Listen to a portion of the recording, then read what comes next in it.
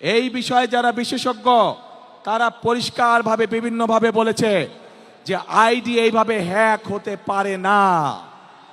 তাদের আইডি বলে হ্যাক হয়ে গেছিল, অথচ আইডি হ্যাক হয়নি তাদের। এরা ধর্মকে ব্যবহার করে নিজেদের স্বার্থ রক্ষা করার জন্য। যেখানে প্রয়োজন সেখানে তারা তাদের মতন করে ধর্মকে ব্যবহার করে।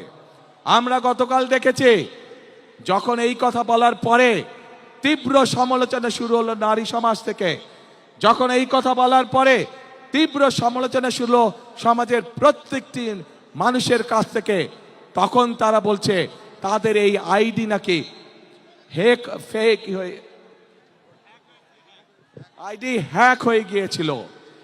প্রিয় ভাই বোনেরা, এই বিষয়ে যারা বিশেষজ্ঞ তারা পরিষ্কারভাবে বিভিন্নভাবে বলেছে যে আইডি এইভাবে হ্যাক হতে পারে না। একটি রাজনৈতিক দলের একজন সিনিয়র নেতা জনগণের সামনে নির্বাচনের আগে এইভাবে মিথ্যা কথা বলছে, দলটি পর্যন্ত মিথ্যা কথা বলছে তাদের আইডি বলে হ্যাক হয়ে গেছিল, অথচ আইডি হ্যাক হয়নি তাদের।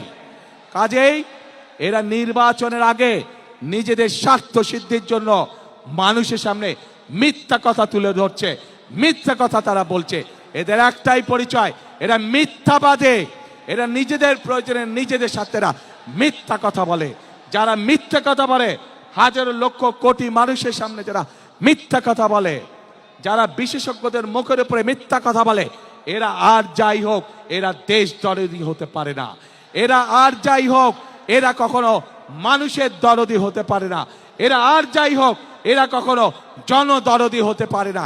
এদের দরদ শুধু এদের নিজেদের লক্ষ্যের জন্য, এদের দরদ শুধু এদের নিজেদের উদ্দেশ্যের জন্য।